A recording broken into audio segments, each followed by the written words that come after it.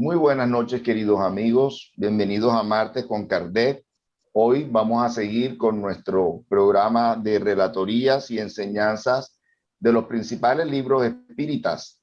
Hoy tenemos Memorias del Padre Germán de Amalia Domingo y Soler, esa gran escritora, poetisa espírita española. Nuestro conferencista es Joaquín Rojas. Joaquín Rojas tiene estudios universitarios en sistemas, fue profesor y está actualmente pensionado. Hizo parte del antiguo Centro Espírita Mies de Amor de Barranquilla, que fue el primer centro aquí en la ciudad de Barranquilla. Hoy hay 5 centros. El primero fue Mies de Amor, que hizo parte Joaquín Rojas. Hizo parte también de ACESPAS, Asociación Espírita Senderos de Paz. En estos momentos sigue muy pendiente de nuestras actividades a nivel de simpatizante. Y bueno, es un placer tenerlo acá en este día, dándonos esta importante conferencia sobre este libro clásico ya dentro del espiritismo. Entonces, como siempre, antes de iniciar nuestras reuniones de estudio espírita, vamos a iniciar con una elevación de pensamiento, para lo que les pido que me acompañen de pensamiento y de sentimiento a elevar al plano espiritual superior esta solicitud de acompañamiento, de guía, de ayuda, de inspiración, especialmente para nuestro conferencista Joaquín Rojas el día de hoy, que su verbo sea fluido, que pueda desarrollar de la mejor manera lo que ha preparado y que nosotros también seamos ese auditorio expectante, concentrado, que podamos recibir todas estas enseñanzas como una semilla de fe en nosotros, que puedan germinar, que pueda dar frutos. Gracias a los guías, a los protectores, por estar aquí con nosotros. Gracias a los encarnados, gracias a los desencarnados, y que podamos salir todos de esta reunión fortalecidos. Que así sea. Muchas gracias a todos los presentes y a los que van a escuchar y ver este video en diferido. Entonces, Joaquín, bienvenido. La palabra es tuya, adelante. Buenas noches.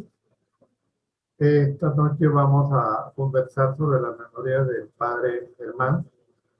Es una relatoría y enseñanzas del libro Memorias del Padre Germán, que son comunicaciones obtenidas por el medium parlante del Centro Espiritista La Buena Nueva en la Villa de Gracia.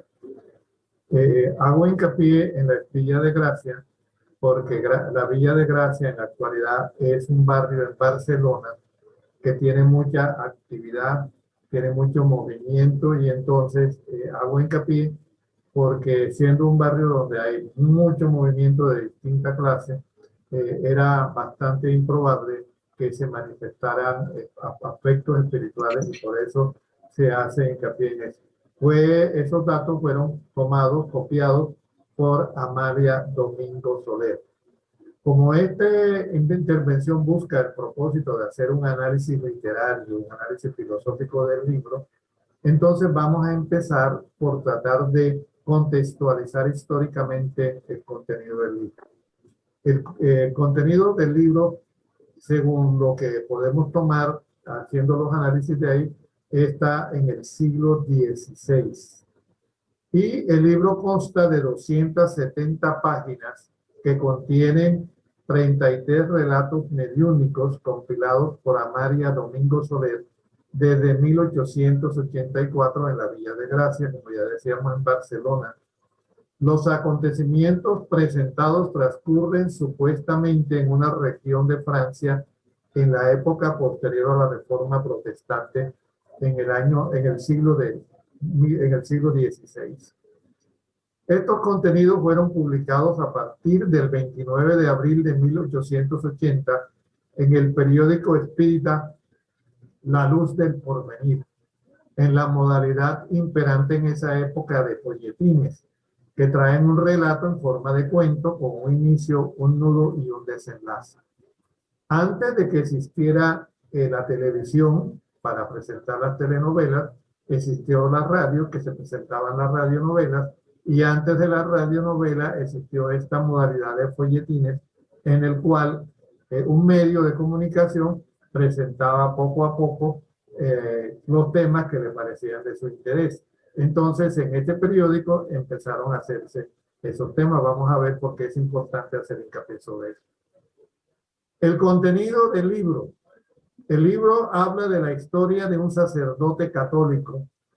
La historia está expresada en desorden cronológico y ese sacerdote fue expulsado de su casa por su padre a la edad de 5 años.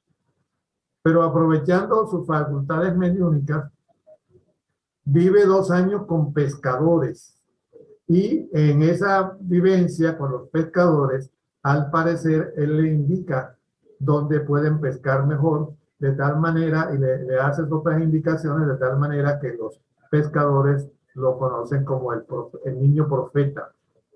Los pescadores vivían en los alrededores donde trabajaban los pescadores, había un convento y ellos, con las costumbres de la época, le llevaban a los sacerdotes los mejores productos de su faena. Y a quien le pedían que hiciera esa labor, era el niño. Un día el niño, cuando entra a la abadía, se pierde y termina en la biblioteca de ese recinto, y en esa biblioteca se encuentra con el superior del convento y le sugiere al niño, al superior, que él quiere aprender a leer, y el niño y el superior, informado ya de las características del niño, empieza a enseñarle a leer, y dándose cuenta de la inteligencia del niño, terminan por adoptarlo y es criado por lo que se parece que eran los religiosos dominicos. De tal manera que el padre Germán se ordena a los 20 años, que era una edad que era bastante adelantada. Inicialmente, por la dedicación que mostró y por los dones que tenían, le pronosticaron un futuro prometedor, tanto como que pudiera tener el capelo cardenalicio o que llegara hasta la silla de San Pedro. Pero siendo una persona con una mentalidad diferente, tomó posiciones que no coincidieron con los criterios dominantes. Y eso lo hizo desde su primer sermón. En el primer sermón que él dio a los 20 años, le ordenaron que hablara de la naturaleza del sacerdote, que era visto en esa época, siglo XVI, como un ser divino. Y él simplemente lo bajó a la condición humana y habló de las dudas que tenía. Eso y el tener posturas más bien concordantes con la doctrina espírita cuando no se conocía el espiritismo, lo obligó a que fuera desterrado a una pequeña aldea situada en una montaña como castigo a su irreverencia y a su rebeldía. En esa montaña, en esa aldea, se dedicó a consolar a los humildes y oprimidos, y denunció al mismo tiempo la impostura, las falsas concepciones religiosas en el cuerpo de la iglesia y la explotación que se hacía del fervor religioso que era frecuente en esa época, en la que se recogían grandes cantidades de recursos para supuestamente construir obras materiales para la gloria de Dios. Hay que recordar que unos pocos años antes, el Papa Julio I inició la construcción de lo que era la Plaza de San Pedro, de todo lo que hoy es el Vaticano. Esta postura reforzó la animadversión que tenía entre los grandes del clero. A través de los relatos que aparecen y en que se muestran las vicisitudes de la vida sacerdotal, sus hambrunas, sus dudas existenciales de por qué tiene él, sus tentaciones, porque él fue un motivo de manifestaciones por parte de sus feligresas, de que estaban enamoradas de él, los conflictos con el poder dominante porque no entendían su punto de vista en general con la época, se intenta exponer aspectos fundamentales de la doctrina espírita. Pudo reconocer a su madre, que resultó que era borracha, antes de morir, y al morir, su cuerpo permaneció sin corromperse por un tiempo, lo que fue interpretado como un signo de su santidad. Pero bien, si ya tenemos una idea de cómo se desarrolló, en qué época se desarrolló las actividades narradas en este libro, hay que empezar a buscar cuál era el contexto social en que eso se realizó. Y entonces vamos a ver que la Francia donde eso sucedió era una Francia teocrática. Esta es una imagen del Tratado de Tordesillas y ahorita veremos por qué aparece la imagen del Tratado de Tordesillas. Antes hablemos de lo que se entiende como una teocracia. Una teocracia es una sociedad en donde los intereses del Estado coinciden con los intereses de la religión dominante. Y se dice que se gobierna a nombre de una divinidad. Teocracia todavía tenemos en el siglo XXI. Nosotros sabemos que en el Medio Oriente todavía, allá nosotros sabemos que todavía existen teocracias a nombre de Alá y que todavía eso ha sido una constante a través del desarrollo de la historia de la humanidad. Pero las teocracias, para poder funcionar, necesitan de unos soportes. Y uno de los soportes es la casta sacerdotal. Las castas sacerdotales han existido desde siempre y podemos mencionar castas sacerdotales como los brahmanes en la India, la tribu de Leví entre los judíos, los druidas en Europa. Pero ¿cómo nacen las castas sacerdotales?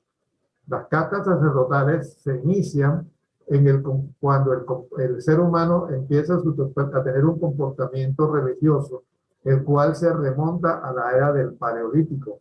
¿Por qué a la era del Paleolítico? Porque resulta que se han encontrado que en las tumbas paleolíticas hay muestras de un aparente sentimiento religioso cuando los seres que vivían en las cuevas empezaron a enterrar a sus congéneres y para que su cuerpo de descomposición no fuese víctima de los animales carroñeros ni víctima de la acción del tiempo. Entonces, cuando el ser humano empieza a tener ese comportamiento, y cuando el ser humano, un ser humano, el primero de la caverna, algún día empieza a mirar hacia el cielo, hacia las estrellas, para tratar de comprender el comportamiento del tiempo, para tratar de comprender qué pasaba cuando llovía, qué pasaba cuando nevaba, cada cuánto pasaba eso, qué pasaba cuando caía un rayo, cómo podía él utilizar ese conocimiento. Entonces, los otros que no tuvieron esa perspicacia de verificar qué era lo que pasaba, empezaron a darse cuenta que ese ser era de pronto un ser especial y le empezaron a considerar como un privilegiado. Es decir, empezó a nacer el concepto del sacerdote. Algunos lo emplearon bien y otros lo emplearon. Y nosotros vemos que a través de toda la historia hay seres que tuvieron una comunicación con una entidad espiritual superior y eso les permitió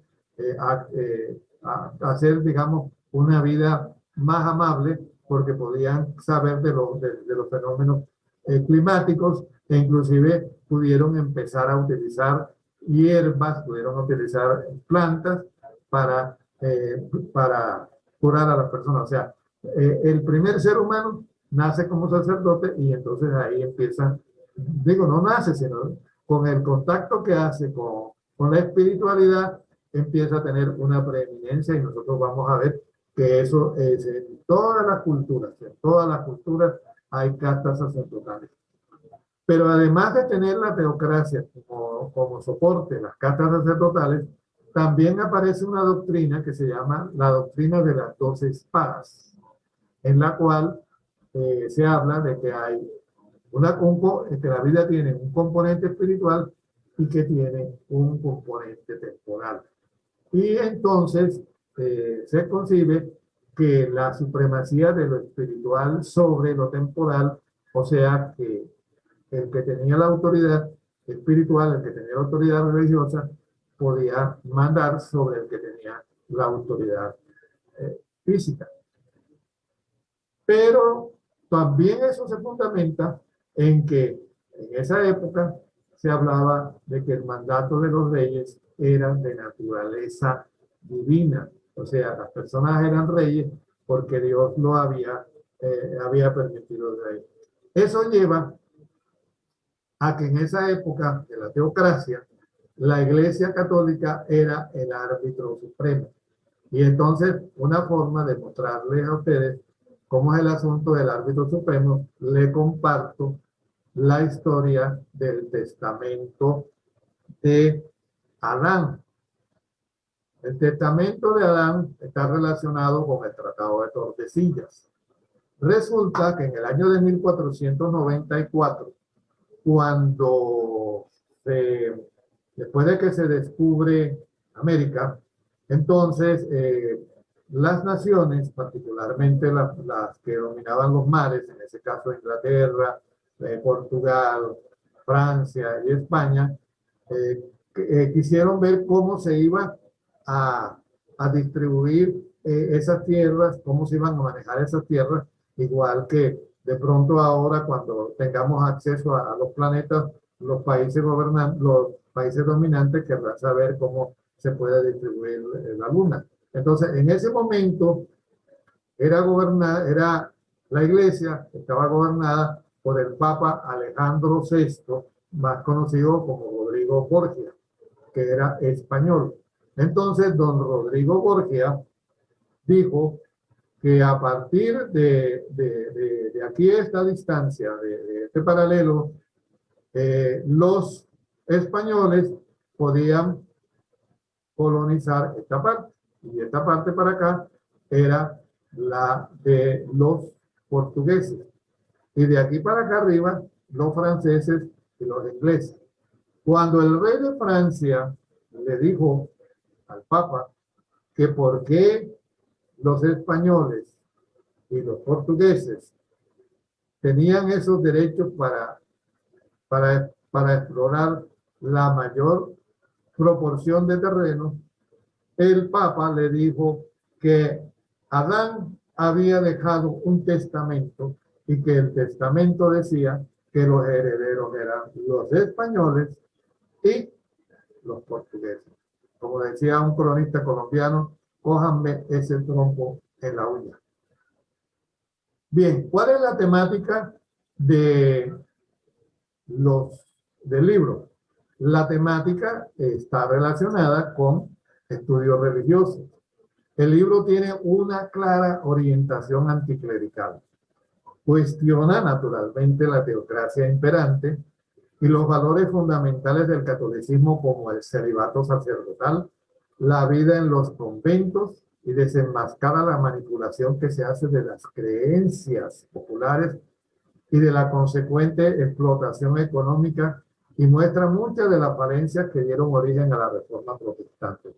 Hay que ver que en esa época la influencia de la vida de la Iglesia era tal que inclusive si queremos saber por qué la autora de este libro, la compiladora de este libro, se llama como se llama, es porque en la época en que las personas cuando nacían no tenían el reconocimiento paterno, le ponían el nombre Domingo o José Domingo. Entonces, la señora tiene el apelativo de Domingo porque la señora no fue reconocida por el padre. O sea, ella se llama Amalia Domingo Soler porque su padre no la reconoció desde el comienzo. Bien, pero sigamos para ver. La iglesia en ese momento tenía una característica que era que había que mortificar la carne. Una de las formas como uno tenía de acceder al, al cielo era mortificar la carne. Aquí tenemos uno de los elementos que se utilizaban para mortificar la carne, que era el silicio. El silicio era un objeto que se colocaba sobre el cuerpo para hacerse daño. Acá tenían otras cosas también relacionadas con eso. Bien, todo eso, ¿para qué lo muestro? Lo muestro porque resulta que en el libro aparecen unos participantes muy importantes que se llaman los penitentes negros. Yo tengo que confesar que cuando yo leí el libro por primera vez, no sabía de los penitentes negros. Resulta que en ese siglo, desde 1210 y de 1227, se crearon lo que se llaman las cofradías penitenciales. Y las cofradías penitenciales son congregaciones religiosas generalmente católicas, en las cuales se prescribía la mortificación de la carne, del cuerpo, mediante el ayuno y el uso de la disciplina. ¿Y qué es la disciplina? La disciplina es un látigo que se aplicaban sobre el cuerpo, como el mismo látigo que se aplican aquí los penitentes en el Atlántico en el acto que hacen el Viernes Santo. O sea, la disciplina es un objeto para castigarse. Y los cilicios, o sea, se crearon una serie de cofradías que inicialmente se dijo que eran para proteger al Papa, y que después se vieron que estuvieron teniendo otra característica. La cofradía de los penitentes negros de la misericordia, que aparecen en el libro, fue fundada en el año de 1586 y supuestamente era para el acompañamiento de los reos. Esa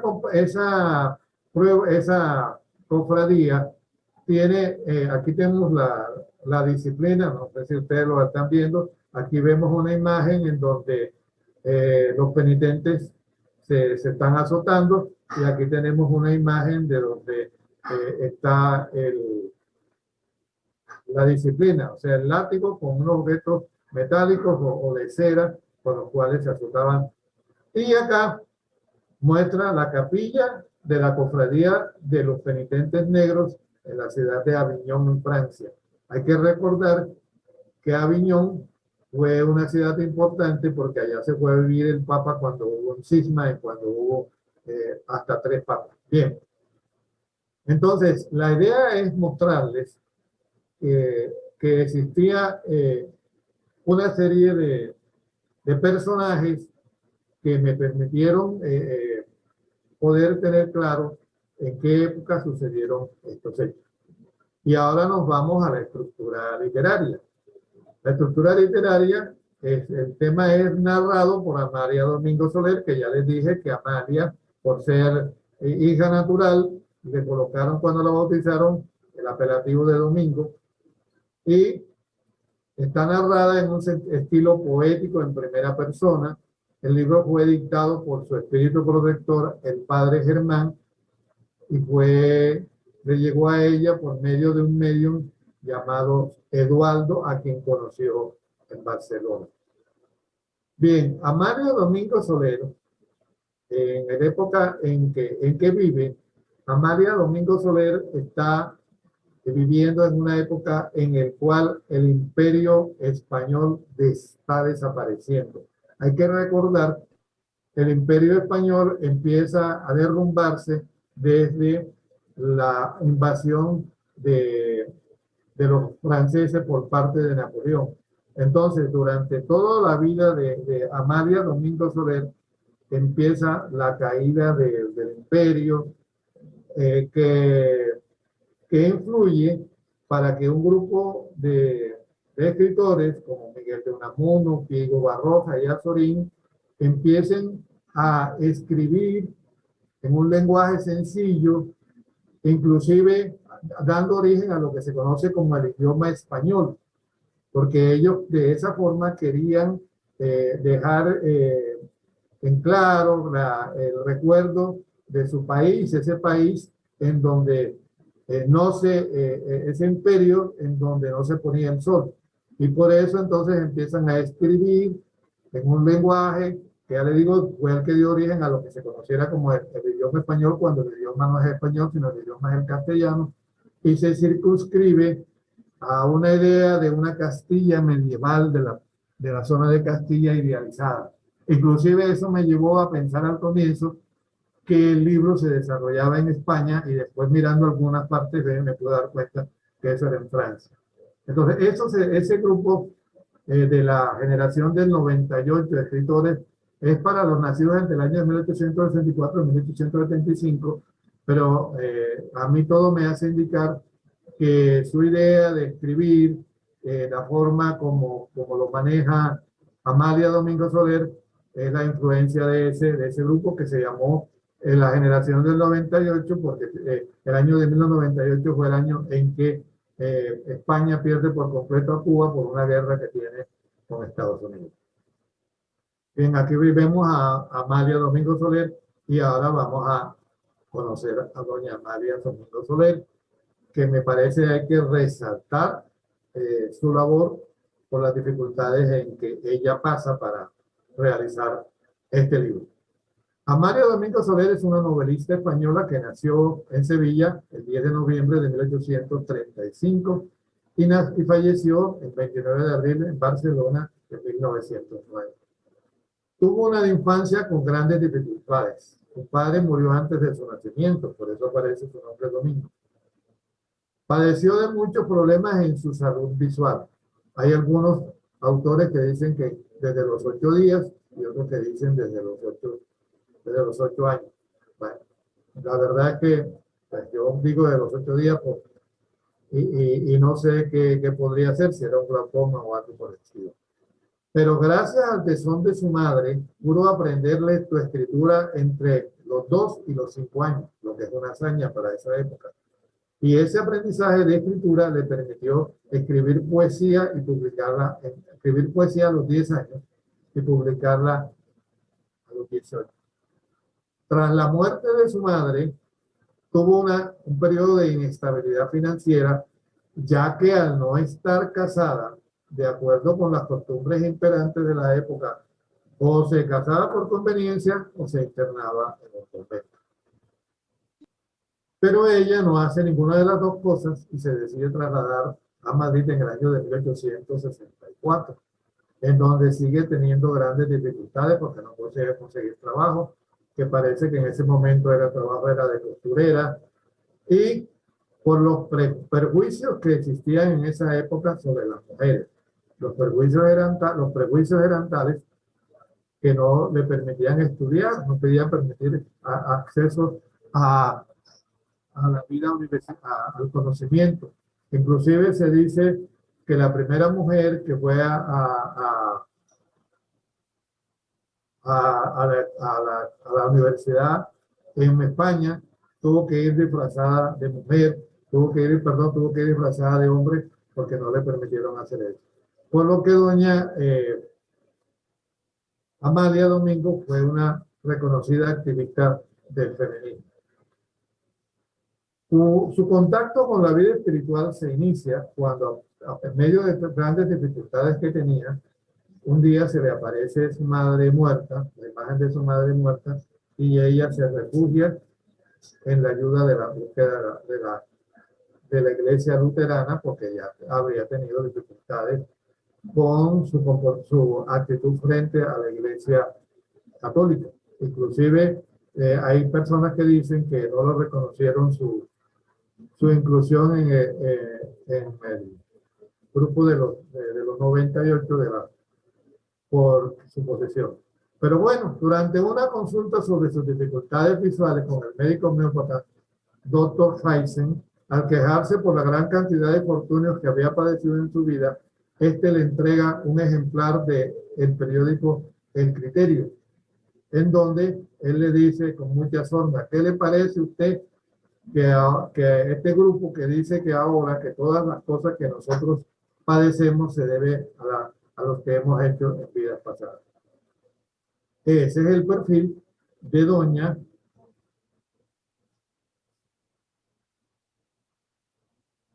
Y ahora pasamos a ver los personajes secundarios que aparecen en el libro.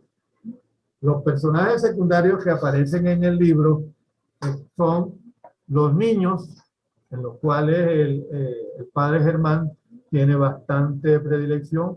Aparece Miguel, que es un sacristán del convento, que le ayuda y que vamos a ver que aparece más adelante. Aparece Sultán, que es un perro. Aparece la niña de los rizos negros, que es un amor platónico que él tiene. Rodolfo, que parece ser el hijo de otra vida y que es un noble que después de la regeneración le ayuda en las distintas aventuras. Andrés, un niño al que le regalan y que él cría de pequeño. Los penitentes negros, de los cuales ya hemos mencionado, y María, que es alguien que le ayuda en los favores.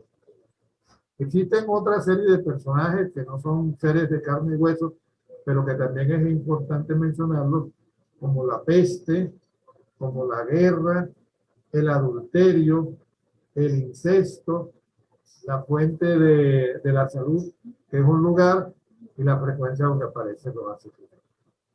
Vamos a hacer un recorrido rápido sobre algunos de los capítulos y entender que el por qué este libro tuvo éxito en su época.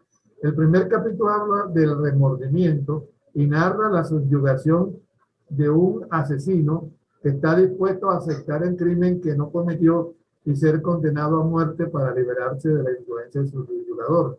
Es una persona que ha cometido un crimen, pero que por la acción del subyugador. Inclusive el libro arranca con que el juez va a pedir, va a confesarse con el padre Germán y le dice que quiere su consejo porque él no puede condenar a esa persona a pesar de que se haya declarado culpable, porque quien lo mató fue él.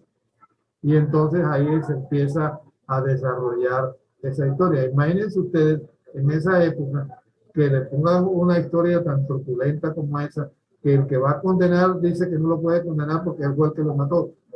Y el asesino confeso dice que él no puede ser.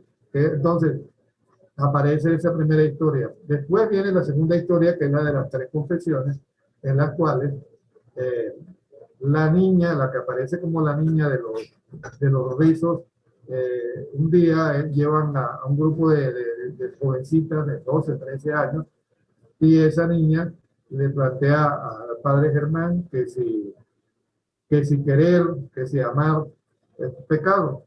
Y él le dice que no, y entonces ella le dice que resulta que ella lo ama a él. Y entonces empieza el conflicto que él tiene teniendo en cuenta el compromiso que él tiene con el celibato. El tercer tema está relacionado con el encapuchado. Yo he tratado de hacer una síntesis, digo que es la segunda oportunidad en la vida para un homicida. Es hijo de una pareja muy disfuncional, y entonces él llega donde el padre Germán, todos llegan por confesiones, y entonces él llega donde el padre Germán a decir que se quiere suicidar, a plantear eso, y el padre Germán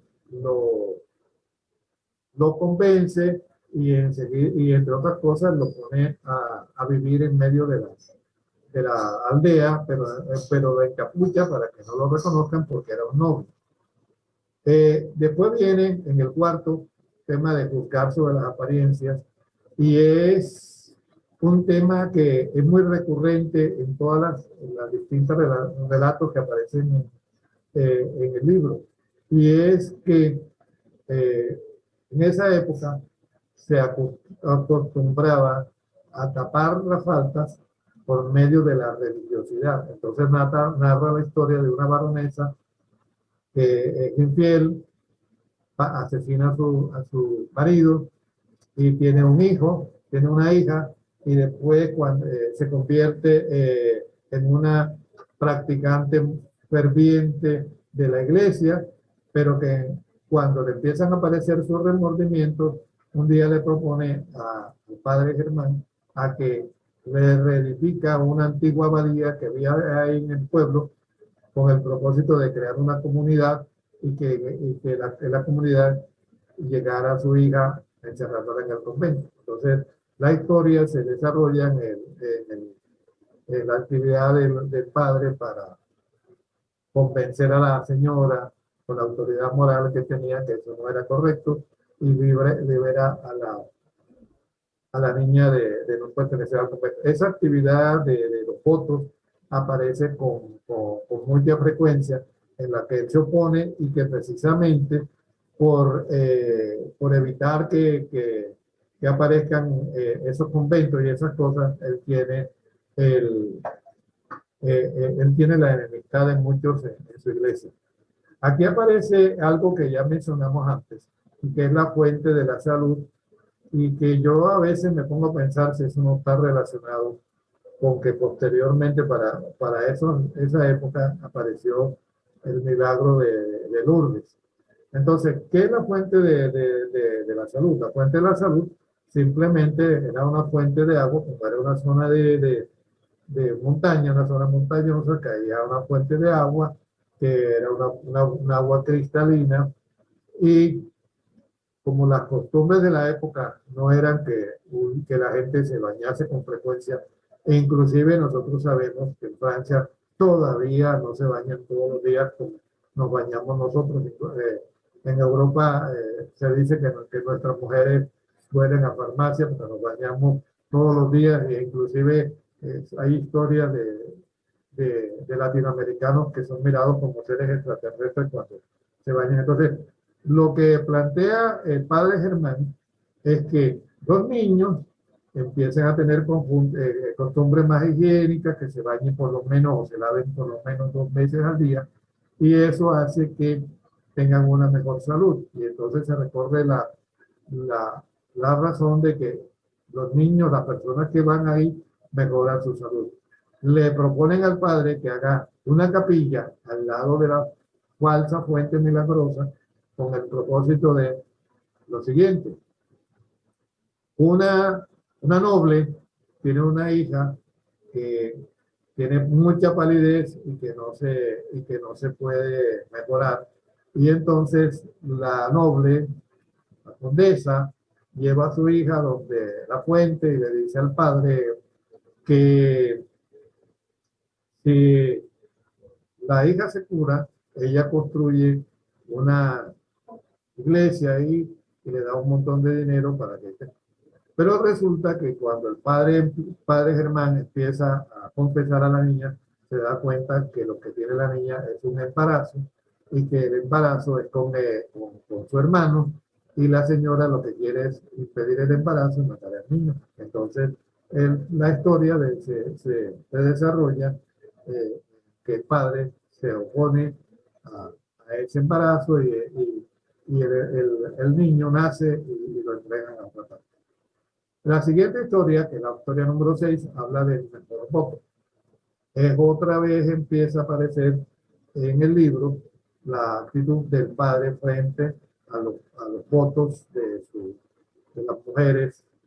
Y es la historia de un anciano que tiene unas hijas, un anciano libre pensador, y que quieren convencer a la hija que profese los votos, y entonces la intervención del padre está en convencer a la niña a que no deje a su padre solo. Ahí traigo a colación un tema que es el tema de las monjas pisa. La idea de que las monjas vienen a ser las muchachas del servicio, las personas que atienden a los grandes jerarcas de la iglesia, sin que tener ningún tipo de reconocimiento. Son las que le planchan, las que le lavan y las que hacen una cantidad de actividades. Eso es lo que conocen con el nombre de las monjas pisas. En el capítulo séptimo aparece el patrimonio de un hombre. Está configurado como el patrimonio de un hombre. Y yo lo marco con que en la página 56 aparece una frase que dice: sin duda ignoráis que en mis dominios nunca se oculta el sol. Esa es una frase que fue dicha por Carlos V, el rey de Carlos, era Carlos de España, y Carlos V de toda Europa. Y resulta que sí, en esos tiempos el imperio español era tan grande que tenía posesiones en América, en Europa, en las Filipinas, y el sol nunca. Pero esa frase es utilizada por, creo que es el duque de Hus, para indicar que tenía mucho poder. Y resulta que si tenía mucho poder, si yo tengo un dominio tan grande, ¿cómo que me van a sacar del dominio? Es decir, yo lo tomo como que una frase que inclusive puede dar origen a lo que se llama un, a lo que se llama un oxímoron. Para quienes no recuerdan, un oxímoron es una frase que se forma de dos conceptos contrarios que hace que sean absurdos. O sea, ¿cómo voy a decir yo que en mis dominios no se oculta el sol cuando viene cualquiera y es capaz de sacarme de mi lugar? Esas frases son esas frases aprendidas que son contradictorias. Hace el año pasado, el presidente de Argentina, el señor Fernández, también dijo una frase que puede caber dentro de ese mismo esquema, cuando dijo muy, muy elocuentemente que los mexicanos y los peruanos descendían de los indígenas y los argentinos descendían de los barcos, para indicar que los argentinos, porque eran europeos o tenían origen europeo, eran de mejor categoría que los peruanos y los mexicanos. Ese señor, con esa frase tan particular que muestra su orgullo, ese señor no sabe que cuando los españoles llegaron aquí y se encontraron con los mexicanos, particularmente con los mayas, resulta que los mayas estaban más avanzados que los españoles, porque los mayas habían descubierto el cero, y los mayas sabían astronomía y sabían matemáticas. La prueba de que los mayas sabían matemáticas es que los mayas han construido, tienen una pirámide que se llama la pirámide de Quetzalcóatl, que es una pirámide que 2 días en el año, los días del equinoccio, el 21 de marzo y el 21 de septiembre, la pirámide está construida de tal manera que el rayo del sol cae e ilumina una imagen que es la imagen del dios de la serpiente plumada, el dios Quetzalcóatl. Para que una civilización sea capaz de desarrollar un monumento como eso, tenía que saber astronomía y tenía que saber matemáticas. Y eso lo hicieron los mayas antes de la llegada de los españoles. Los peruanos también tienen otras cosas. Entonces, hablar de que los argentinos descienden de los barcos como mayor calidad de personas que los indígenas es un triste muestra de ignorancia. Bueno, seguimos. En el capítulo 8 aparecen las huellas de un criminal, y el capítulo 8 y el capítulo 9 y el capítulo 10 es uno de los pocos en los cuales la secuencia se continúa, pero es la historia de un fulano que ayuda a que su padre se suicide, después hiere a su suegro y después mata a su hijo. Después, como era un noble, trata de aprovecharse de la hija de uno de sus servidores, y termina convirtiendo con su mujer en infanticida. Y después, por efecto de la acción de sus actividades, empieza a sentir efectos físicos, empieza a sentir carcajadas, empieza a sentir... Bien, en el capítulo 11, llamado Para Dios Nunca es Tarde, empieza a hablar ya de la conversión de Rodolfo. Recordemos que Rodolfo es un supuesto hijo de él en otra vida. En el capítulo 12 aparece la oración de los niños y ahí lo que muestra es los preconceptos que se tenían sobre los judíos y cómo cómo persiguen a los judíos. En el capítulo 13 aparece la guerra y aparece el suicidio de una pareja. Este capítulo ya me parece que cuando alguien lo lea que no esté muy claro, debe tener en cuenta que el suicidio no es precisamente el mejor camino, a pesar de que la forma como esté presentado ahí. Después aparece el bien es la semilla de Dios. En ese capítulo narra las dificultades que tuvo, entre otras cosas, termina preso porque oculta un fugitivo. En el capítulo 15 habla sobre la vida de las mujeres en los conventos y es un tema que ya hemos dicho repetitivo porque él empieza a cuestionar la acción de por qué una mujer se debe pasar el tiempo en un convento solamente rezando cuando la mujer vino a ser la pareja del hombre, vino al proceso de procrear, y lo mismo el caso del sacerdote. En el capítulo 16, a él le sugieren que debe plantear hacer la restauración del templo, porque se está cayendo el templo que tiene allá, y él empieza a hacer las disquisiciones de cómo no es necesario hacer templos, sino hay que tener otro tipo de comportamiento. En el capítulo 17, que son más o menos todos semejantes, también aparece la historia de un par de padres, un par de nobles que quieren que su hija entre a un convento para reparar unas faltas que supuestamente cometieron. Generalmente son faltas relacionadas con, con el comportamiento sexual de las mujeres.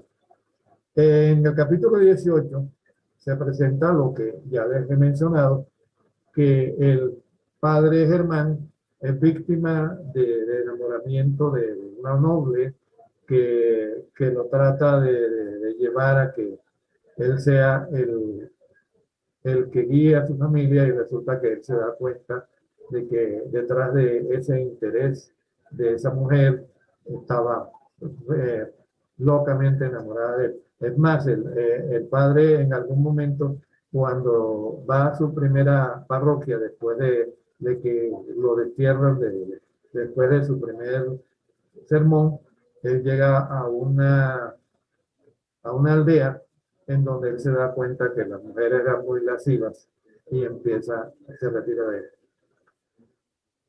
En el capítulo 19 se llama Clotilde.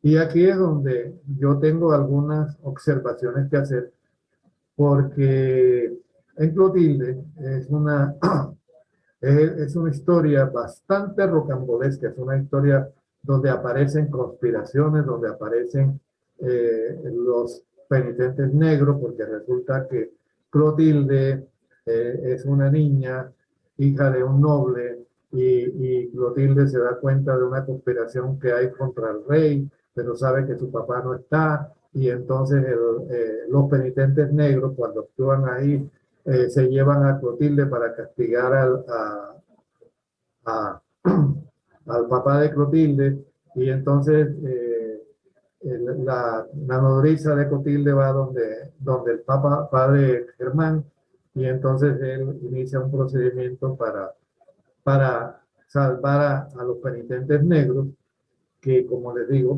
yo busqué sobre los penitentes negros porque parecía que era un grupo bastante peligroso.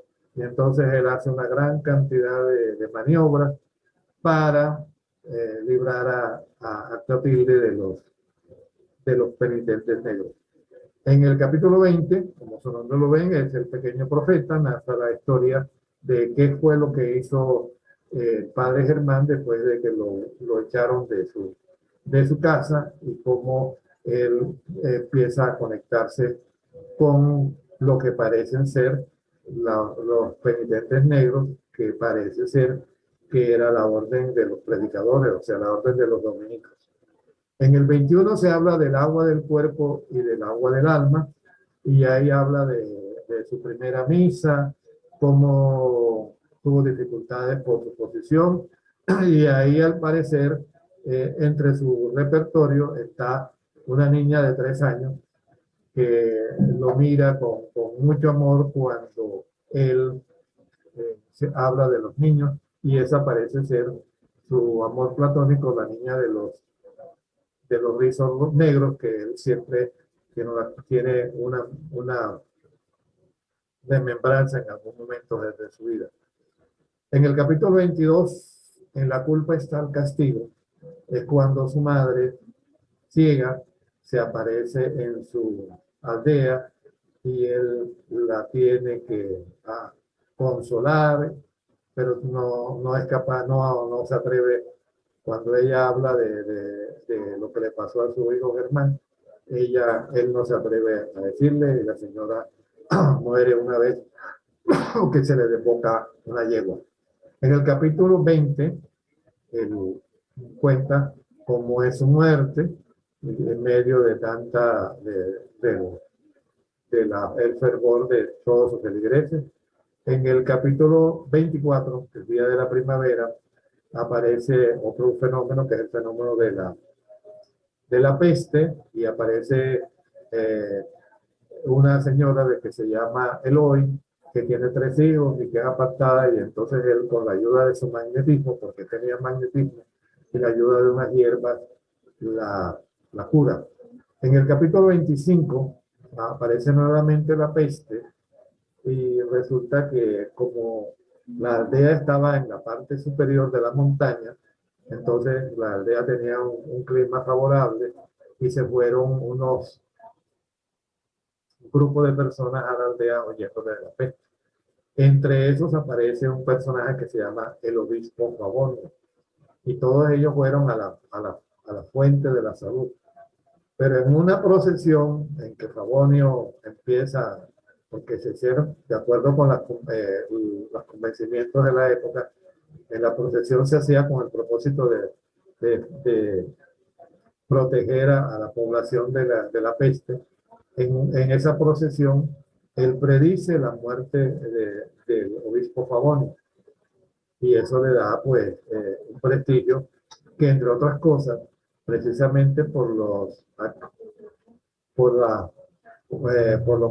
mediunidad que él tenía, él le dice que es un brujo, que hay que tener cuidado con él. En ese aparece también, en esa narración aparece el matrimonio de Elina, que es la esposa de la hija de un noble, y Andrés, que es el muchacho al cual él le regala siendo un bebé, se lo dan. Después aparece en el 26 la historia de los presos, que es otra historia también truculenta, porque resulta que él va a donde están los penitentes negros, y como él le habían dado a conocer algunas cosas cuando estaba empezando a estudiar, entonces él hace unas actividades que realmente son un poco, parecen una telenovela. En el capítulo 27, los votos religiosos, que él, estando como confesor en un convento, organiza otra vez la fuga de Eloísa con caballos y todo. O sea, son historias que para la época son interesantes, pero ahora visto con los ojos del siglo XXI, pues empiezan a uno a decir, bueno, pues que eso ocurrió en esa época y eso no ocurre en la otra.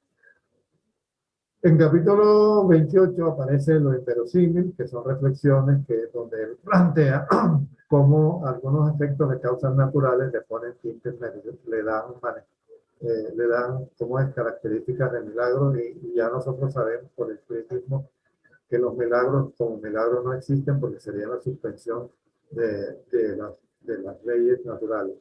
En el capítulo 29 aparece a la orilla del mar, en donde le dan la idea de que él es capaz de aplacar una tormenta y aparece la salvación de Adrián. En el capítulo 30 aparece una noche del sol, que son las reflexiones que él hace cuando tendría que regresar a la tierra, y también plantea unas ideas de cómo sería el regreso de Jesucristo. En el capítulo 31, llamado 45 años, plantea la ley del progreso y cómo una mujer que lanza a su recién nacido al mar, cómo ese crimen que ella comete no es porque está incumpliendo a cabo planes divinos, sino que eso está inscrito dentro de la ley de causa y efecto. En el capítulo 32 plantea la vida de cuando él fue una mujer, cómo pierde el hijo cuando se lo arrebata una ola, y cómo se plantea una curación que ahora sería una curación prostaumática. El último capítulo tiene que ver nuevamente con la peste y cómo él hace una curación de una mujer y sus 7 hijos. Cada uno de estos capítulos tiene una serie de personajes que están aquí, que no me parece conveniente leerlo porque son alrededor alrededor de casi 50 personajes en total, y que con lo que hemos visto por encima, simplemente es una guía que algún día quiere, uno puede ver el personaje y puede ver el capítulo. Bien, entonces, cuando ya hemos llegado ahí, yo quiero hacer algunas observaciones que he encontrado en el desarrollo del contenido del libro. Pienso que así como cuando nosotros sabemos que cuando hay personas que empiezan a cuestionar la vida histórica de Jesucristo, cuando empiezan a decir que cómo así que Jesucristo, si aparecen una inconsistencia, por ejemplo, cómo así que Jesucristo nació el 25 de diciembre, cuando el 25 de diciembre en la Palestina hace tanto frío como en el hemisferio norte, y que no podían aparecer las imágenes de los pastorcitos. Y entonces, si nosotros le decimos a esas personas que tienen esas dudas, si podemos decirle que el 25 de diciembre fue tomado como una decisión de un concilio que decidió que la celebración de la Navidad se hiciera en la misma fecha en que en el Imperio Romano se celebraba ¿cómo es? El dios Sol, y que era una forma de ganarse el conocimiento o la simpatía del gran imperio, y que realmente Jesucristo no nació el 25 de diciembre, sino que probablemente nació en abril, y que no nació en el año 2000, sino probablemente nació en el 3 o 4 años antes, y que eso está sustentado en que hay un registro de un fenómeno meteorológico, un fenómeno cósmico, de un fenómeno que se dio en esa época y que está registrado, y que probablemente esa es la historia de la estrella de Belén. Entonces, que si nosotros podemos convencer a las personas de que sí, eso fue un error porque se creyó, se acomodó, y que la historia de los pastorcitos es una historia que se inventó San Francisco de Asís cuando la iglesia estaba en crisis, y se inventó la historia de los pastorcitos. Entonces las personas pueden entender que eso es accesorio, que eso en nada quita la naturaleza histórica de Jesucristo.